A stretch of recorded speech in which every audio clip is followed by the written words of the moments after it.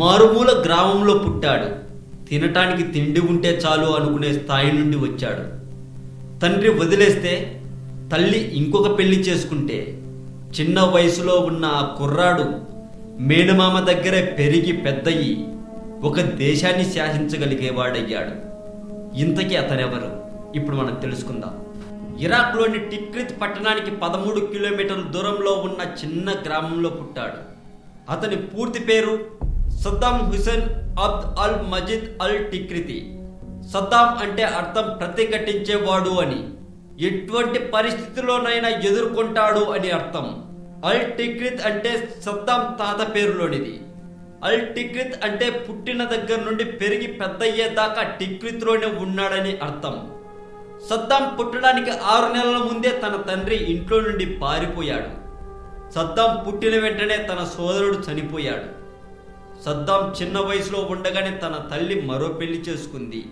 సద్దాంను మాత్రం తన మేనమామ ఖైరల్లాతో పంపింది. అలా మేనమామ ఇంట్లోనే ఉంటూ పెరిగాడు సద్దాం. తన చదువు బాగ్దాద్లో మొదలు పెట్టాడు. కానీ 20 ఏళ్ల వయసులోనే చదువుకు గుడ్ బై చెప్పాడు. రాజకీయాల్లోకి వచ్చాడు సద్దాం. పాన్ అరబ్ బాత్ అనే పార్టీలో చేరాడు సద్దాం. సద్దాం ఆ పార్టీలోకి వచ్చిన ఏడాదికే కాసిం నేతృత్వంలోనే ఇరాక్ ఆర్మీ ఫైసల్ ప్రభుత్వాన్ని గద్దెదించింది.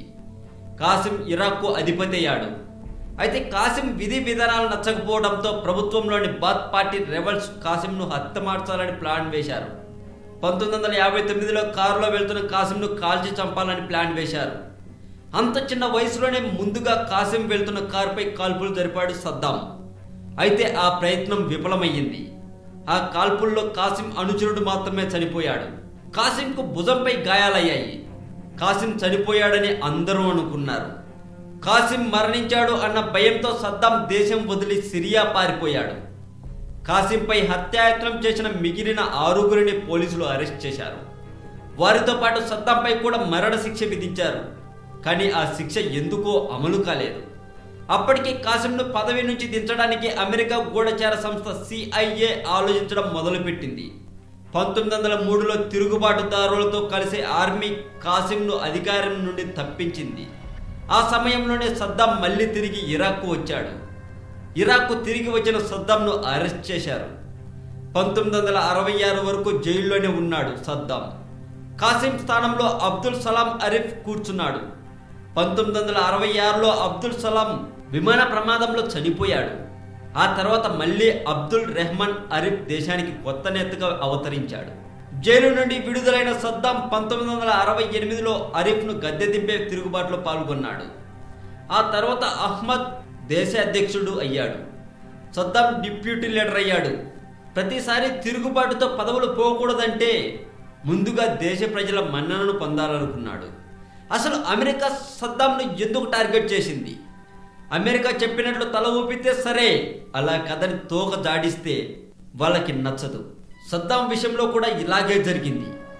ఇరాన్ వార్లో సద్దాం హుసేన్కి ఆయుధాలు సరఫరా చేసిన అమెరికా ఆ తర్వాత సద్దాం తన మాట ఎక్కడ వినడో అని అనుమానం రాగానే సద్దాంను టార్గెట్ చేసింది. అమెరికా మాటలను సద్దాం లెక్క చేయలేదు.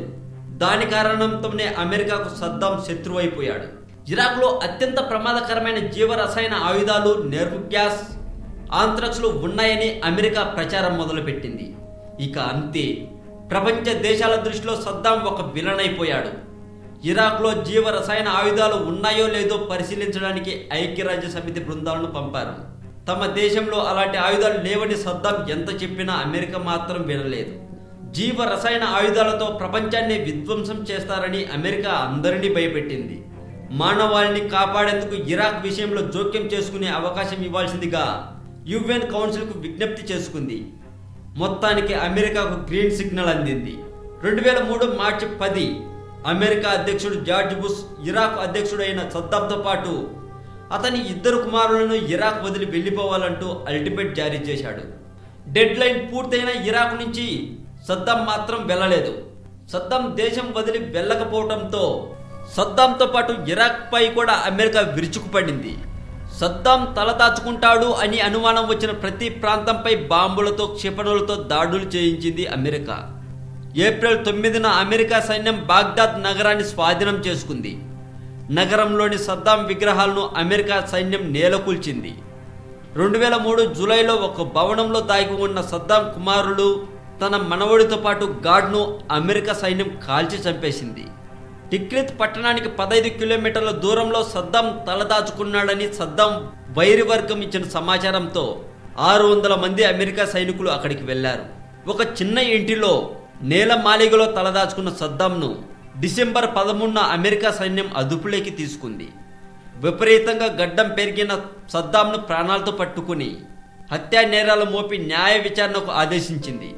న్యాయ విచారణలో సద్దాం మాట్లాడిన తీరుడు మాటలు వింటే ఎవరికైనా ఎక్కడో కొంత బాధ కలగడం మాత్రం ఖాయం. తన దేశంలో తాను ఇంకా అధ్యక్ష పదవిలో ఉండగానే ఎవరో పరాయి దేశం వారు వచ్చి తనను నిర్బంధించడం, విచారణకు ఆదేశించడం ఏంటి అని మాట్లాడారు. 2006 డిసెంబర్ 30న సద్దాం హుస్సేన్కు మరణశిక్ష అమలు చేసింది ఇరాక్ ప్రభుత్వం. అమెరికా మాటలకు తల ఊపనందుకు, తనకు తానుగా తన దేశంలో మంచి చేయాలనుకున్నందుకు సద్దాంకు వేసిన శిక్ష ఉరి. ఆ తర్వాత ఇరాక్లో అణువణువు క్షుణ్ణంగా పరిశీలించినప్పటికీ ఐక్యరాజ్య సమితి బృందానికి అమెరికా చెప్పిన వేసిన నిందలకు సంబంధించిన ఎలాంటి జీవ రసాయన ఆయుధాలు కానీ ఆంథ్రాక్స్ కానీ దొరకలేదు. అలా ఒక దేశ ముఖ్య అధ్యక్షుడినే మట్టిలో కలిపేసింది అమెరికా. ఇదంతా మేము చెప్పట్లేదు, కేవలం కొందరి వాదన మాత్రమే. ఈ వీడియో మీకు నచ్చితే ఫేస్బుక్లో మీ ఫ్రెండ్స్కి కూడా షేర్ చేయండి. మీతో పాటు వాళ్ళు కూడా కొత్త విషయాలు తెలుసుకోవాలి అన్నదే మా ఆశ. ఈ వీడియో మీద మీ కామెంట్ కూడా పోస్ట్ చేయవచ్చు. ఈ వీడియో మీకు నచ్చినట్లయితే లైక్ చేయండి, షేర్ చేయండి. మరింత ఇలాంటి సమాచారం తెలుసుకోవాలని మీకుంటే సబ్స్క్రైబ్ చేయండి తెలుగు మోజో ఛానల్.